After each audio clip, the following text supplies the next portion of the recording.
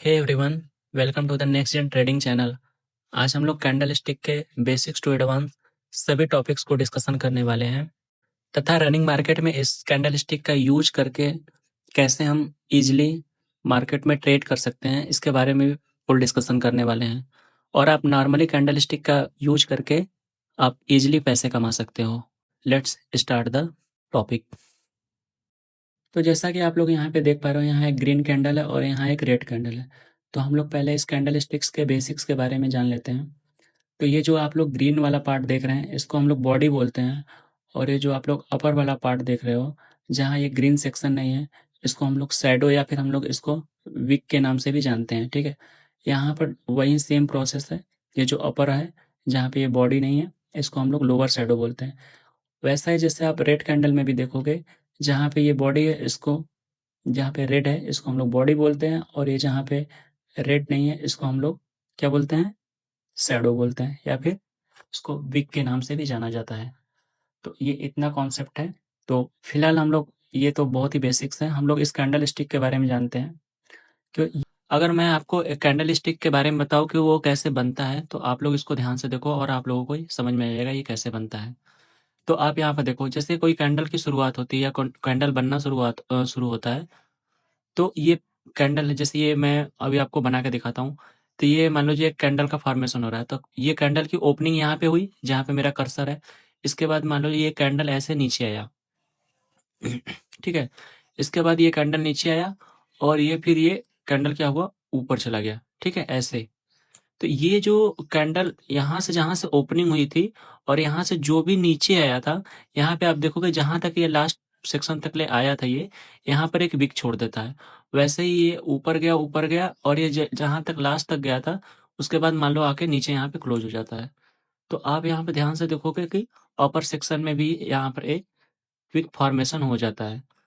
जहाँ तक ये लास्ट तक गया है और जहाँ तक आके बॉडी क्लोज कर देता है, वहां पर हमारा विक बन जाता है।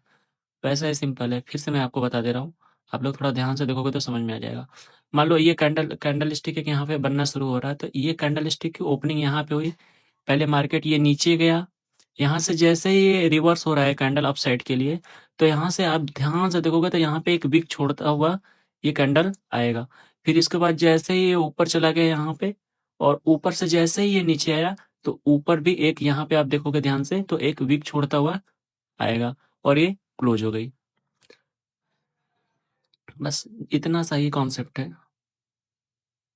ये कैंडल स्टिक आखिर बना कैसे? तो आप लोग देखोगे यहाँ पे लिखा है ओपन, यहाँ पे लिखा है लो, यहाँ पे लिखा है हाई, यहाँ पे लिखा है क्लोज।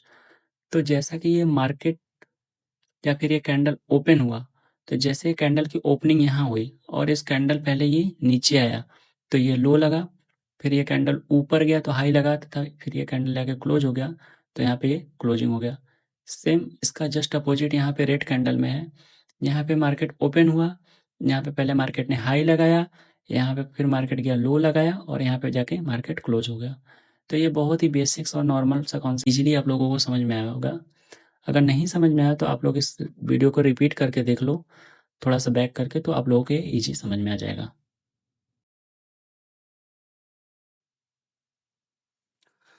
तो जैसा कि आप स्क्रीन पे देख पा रहे हैं, यहाँ पर दो कैंडल स्टिक आप लोगों को दिखाई दे रहा होगा। एक यहाँ पे हैमर है और एक हैंगिंग मैन है।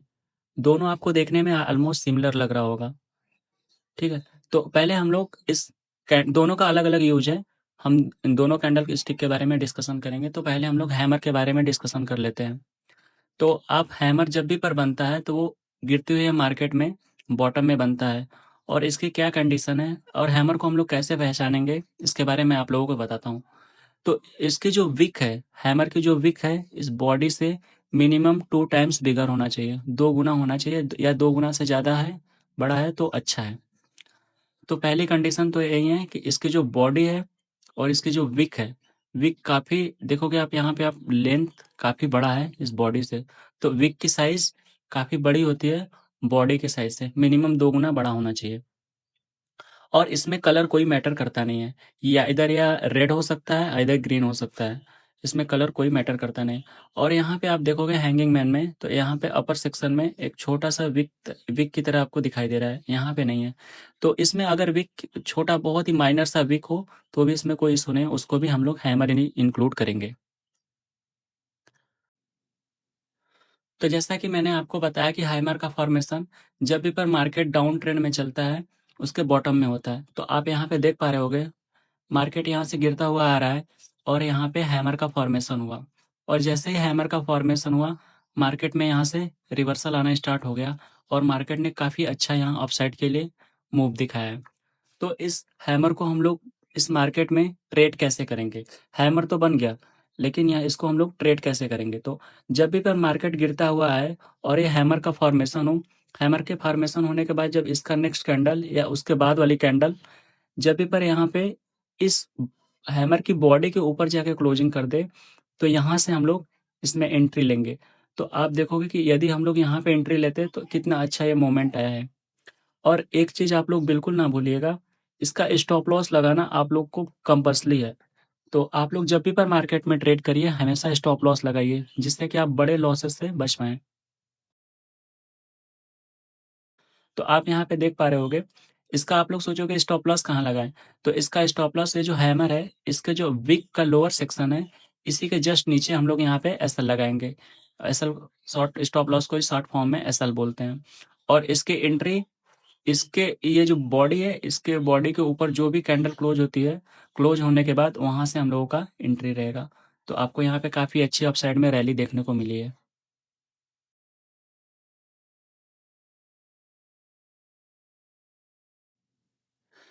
तो जैसा कि आप इस चार्ट में ध्यान से देखने का प्रयास करोगे, तो यहाँ पर आपको टॉप पे एक हैंगिंग मैन देखने को मिलेगा। तो जब भी पर हैंगिंग मैन बनता है, तो यहाँ पे ट्रेंड रिवर्स होता है। तो आप यहाँ पर देखो, यहाँ से मार्केट अपसाइड के लिए चलता हुआ जा रहा था और जैसे टॉप पे हैंगिंग मैन का फॉर्मेशन हुआ, मार्केट में यहाँ से रिवर्सल आया। तो इस हैंगिंग मैन को हम लोग कैसे प्ले करेंगे, इसको मैं आप लोगों को समझा देता हूँ। तो जब भी पर मार्केट अप ट्रेंड हो और टॉप पे हैंगिंग मैन का फॉर्मेशन हो और नेक्स्ट कैंडल इस हैंगिंग मैन के बॉडी के नीचे क्लोजिंग दे, तो जैसे ही ये क्लोजिंग दे देता है, यहाँ पे हम लोगों की डाउन साइड में एंट्री होती है तथा इसका स्टॉप लॉस हैंगिंग मैन के टॉप पर या उससे थोड़ा-सा मार्जिन देके ऊपर हम लोग रखेंगे। तो आप लोग जैसा कि यहाँ पे देख पा रहे होंगे, जैसे ही ये बॉडी यहाँ पे क्लोज़ हुई है, इसके बाद कितना शार्पली मोमेंटम डाउन साइड के लिए हैंगिंग मैन में दिया है। तो इस प्रकार हम लोग हैंगिंग मैन को प्ले कर सकते हैं। और इसमें एक चीज़ आप लोग नोटिस करना कि इसका कलर कोई मैटर नहीं करता है, ये टॉप पे हमेशा बनना चाहिए।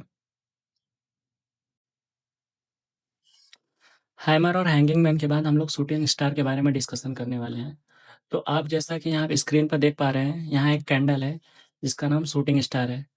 ये आपको बड़े से विक और स्मॉल बॉडी वाला कैंडल आपको दिखाई दे रहा होगा, जिसमें कि इसकी बॉडी की कलर कोई मैटर करता नहीं है। और ये तब फॉर्मेशन होता है जब मार्केट अप ट्रेंड में हो और ये टॉप पे अप ट्रेंड के टॉप पे फॉर्मेशन होता है। जब भी पर इसकी फॉर्मेशन होती है, तो मार्केट वहाँ से रिवर्सल का चांस मार्केट में रहता है। तो इस कैंडल के बारे में हम लोग डिस्कशन कर लेते हैं। तो इसकी जो विक है, इसकी बॉडी से 2 टाइम्स या मोर देन 2 टाइम्स बिगर होता है और ये जो बॉडी है, इसका कलर कोई यहाँ पे मैटर करता नहीं है और ये अप ट्रेंड में बनता है। बस इसकी यही 3 कंडीशन है। तो हम इसके बाद हम इसको चार्ट्स पे देखते हैं तथा इसको हम लोग डिस्कशन करते हैं। तो जैसा कि आप लोग स्क्रीन पर देख पा रहे हो, इस चार्ट को आप लोग ध्यान से देखने का प्रयास करोगे, तो मार्केट यहाँ से अप ट्रेंड में जा रहा है। तो जाकर ये टॉप पे यहाँ पर एक शूटिंग स्टार बना है और मार्केट तेज़ी से यहाँ से डाउन साइड के लिए रिवर्सल प्लान कर गया। तो इस शूटिंग स्टार का फॉर्मेशन हमेशा अप ट्रेंड के टॉप में होता है।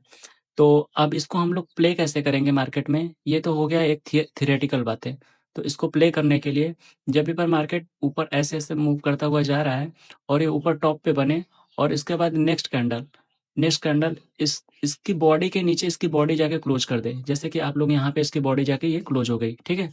तो जैसे इसके नीचे की बॉडी जाके ये क्लोज़ हो गई, तो हम लोग यहाँ पे डाउन साइड का एंट्री करेंगे।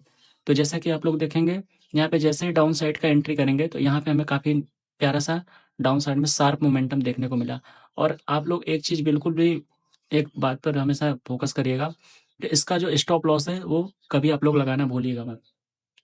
तो इसका बहुत लोग पूछेंगे भैया हम इसका स्टॉप लॉस कहाँ लगाएँ? तो इसका स्टॉप लॉस ये जो शूटिंग स्टार है, इसके टॉप वाले विक के थोड़ा-सा ऊपर मार्जिन देके हम लोग इसका स्टॉप लॉस लगाएँगे।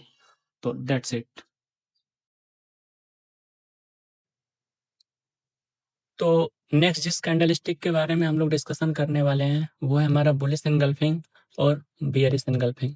तो bullish engulfing candlestick pattern 2 candlestick का कॉम्बिनेशन है, जिसमें कि पहला कैंडल जो होता है वो रेड होता है तथा सेकंड कैंडल जो होता है वो ग्रीन होता है। इसमें यही एक कंडीशन है, पहला कैंडल इसमें हमेशा रेड होना चाहिए और सेकंड कैंडल हमारा ग्रीन होना चाहिए।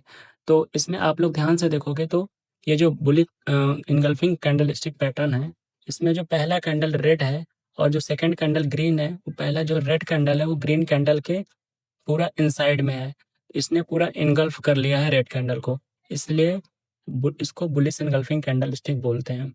इनगल्फ का मतलब होता है निगलना, जैसे एक शार्क होता है ना, वो छोटे मछली को इनगल्फ कर जाती है, वैसे यहाँ पे आप देख पाओगे कि इसलिए यहाँ पे इसको हम लोग बुलिश इनगल्फिंग कैंडलस्टिक बोलते हैं।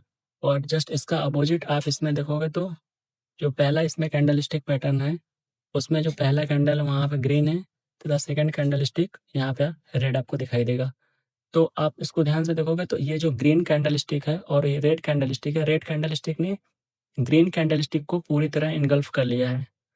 तो और ये जो इसकी बॉडी की क्लोजिंग है, आप ध्यान से देखो, तो जो ग्रीन कैंडल की बॉडी की क्लोजिंग है रेड कैंडल के इनसाइड में है, अपसाइड और डाउन साइड दोनों।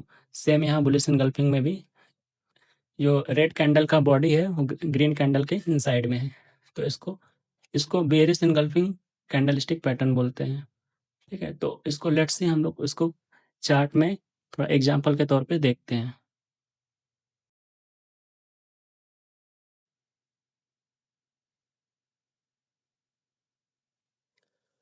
तो जैसा कि आप यहाँ देख पा रहे हो, यहाँ पे मार्केट डाउन ट्रेंड में चल रहा है और बॉटम में आने के बाद यहाँ पे बुलिश एनगल्फिंग का फॉर्मेशन होता है। और जैसे यहाँ पे बुलिश एनगल्फिंग का फॉर्मेशन होता है, मार्केट यहाँ से अपसाइड के लिए रिवर्स कर जाता है। तो आप इसको ध्यान से देखोगे तो बुलिश एनगल्फिंग कैंडल का जो क्राइटेरिया है, इसमें पहला कैंडल जो हमारा रेड होना चाहिए तथा सेकंड कैंडल ग्रीन होना चाहिए। और जो ग्रीन कैंडल है इस रेड कैंडल को पूरी तरह इनगल्फ कर लिया है और ये हमारा पैटर्न का फॉर्मेशन हुआ है। तो आप बोलोगे कि इसमें यहाँ से एंट्री कैसे ले? तो जैसे ही ये कैंडल इसको इनगल्फ करके क्लोज करता है, तो आप यहाँ पे इसको अपसाइड के लिए इसकी एंट्री ले सकते हो तथा इसका स्टॉप लॉस ये बुलिश इनगल्फिंग का जो ग्रीन वाला कैंडल है, इसके बॉटम में आप रख सकते हो।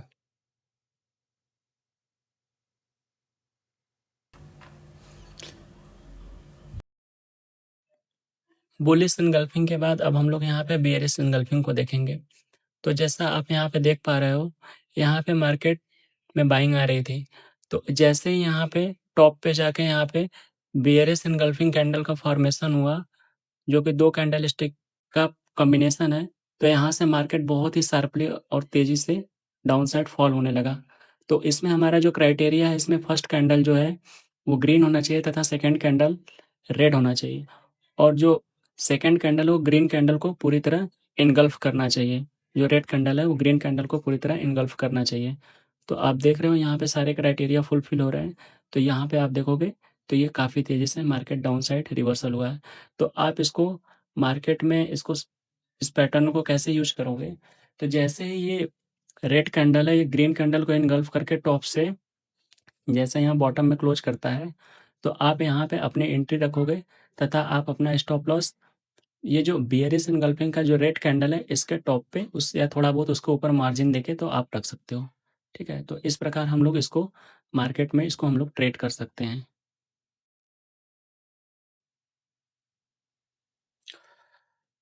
तो नेक्स्ट कैंडलस्टिक के बारे में हम लोग स्टडी करेंगे।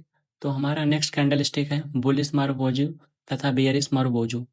तो आप यहाँ पे इस स्क्रीन पे देख पा रहे होगे कि यहाँ बहुत ही बड़ा ग्रीन कैंडल का फॉर्मेशन हुआ है, जो कि बहुत ही स्ट्रॉन्ग बुलिश कैंडल है और एक यहाँ पे स्ट्रॉन्ग बेयरिश कैंडल का फॉर्मेशन हुआ है। तो जैसा कि अब हम लोग बुलिश मारुबोजू के बारे में इसके पहले हम लोग स्टडी करेंगे, इसके बाद बेयरिश मारुबोजू के बारे में। तो बुलिश मारुबोजू में आप देख सकते हो कि मार्केट जहाँ से ओपन हुई है और ये इसने जहाँ ओपन हुआ है वहीं से वो अपसाइड किया, मोमेंटम देना स्टार्ट किया और ऊपर जाके बिना ऊपर से रिजेक्शन दिए ये क्लोज हो गया। तो ये आप देखोगे तो इसको हम लोग फुल मारुबोजू बोलते हैं और ये बहुत ही स्ट्रॉन्ग बुलिश कैंडल का फॉर्मेशन हुआ है। तो यहाँ मारुबोजू का मतलब क्या है? यहाँ पे मारुबोजू का मतलब है स्ट्रेंथ, मतलब ताकत, ताकतवर। तो आपको देखने में ही लग रहा है कि यहाँ पे बहुत ही स्ट्रॉन्ग ग्रीन कैंडल का फॉर्मेशन है जो कि बहुत ही ताकतवर कैंडल है। तो यहाँ पर इसमें आप एक चीज़ और देख सकते हैं कि जो यहाँ पर अपसाइड है या फिर बॉटम में, यहाँ पे बहुत ही माइनर सा आपको विक दिखेगा जो कि बहुत ही नेग्लिजिबल के बराबर है।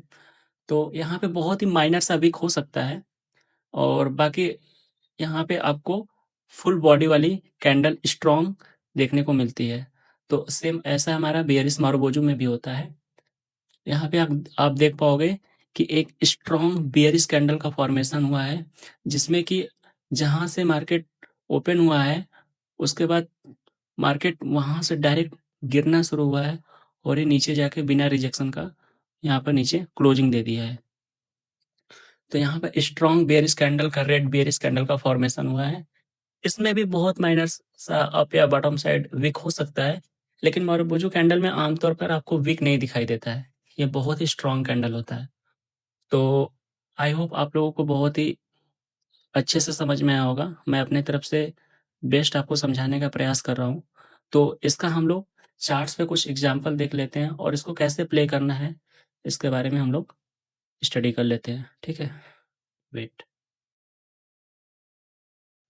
तो आप जैसा कि इस चार्ट में देख पा रहे होंगे कि यहाँ से मार्केट का ट्रेंड डाउन साइड है और ये फिर बॉटम में जाकर यहाँ पर एक स्ट्रांग बुलिश मारुबोजू कैंडल का फॉर्मेशन करता है। तो जैसे ही यहाँ पे बुलिश स्ट्रांग मारुबोजू का फॉर्मेशन करता है, इसके बाद मार्केट थोड़ा-सा कंसोलिडेट करके यहाँ पे मार्केट आप देखो फट गया, यहाँ पे मार्केट बूम हो गया। तो और आप यहाँ पर भी देख सकते हो, तो यहाँ पे ये एक बुलिश मारुबोजू का फॉर्मेशन हुआ है, जो कि ये सिग्नल देता है कि आने वाले समय में या फिर थोड़ी देर में मार्केट जो है कि बहुत ही बुलिश होने वाला है। तो आप एग्ज़ाम्पल के तौर पे यहाँ पे आप देख सकते हैं कि पहले यहाँ से डाउन ट्रेंड चल रहा था, फिर बॉटम में जाकर यहाँ पे बुलिश मारुबोजू का फॉर्मेशन हुआ और उसके बाद मार्केट बूम फट गया। तो आप यहाँ पे ध्यान से देखने का प्रयास करोगे, तो आप लोगों को यहाँ पर एक स्ट्रॉन्ग बेयरिश रेड कैंडल दिख रहा है, जिसको हम लोग बेयरिश मारुबोजू बोलते हैं। तो ये आप अगर यहाँ से देखने का ट्राई करोगे, तो यहाँ पे शॉर्ट टर्म के लिए मार्केट अप ट्रेंड में जा रहा था। लेकिन जैसे ही इस कैंडल का फॉर्मेशन हुआ बेयरिश मारुबोजू का, मार्केट बूम, यहाँ पे मार्केट बहुत ही तेज़ी से शार्पली नीचे गिर गया। तो दैट्स इट गाइस, आज का लेक्चर यहीं पे समाप्त होता है। अगर आप लोगों को वीडियो पसंद आई हो तो आप इसको लाइक करें, चैनल को सब्सक्राइब करें और फ्रेंड्स लोगों के साथ भी शेयर करें।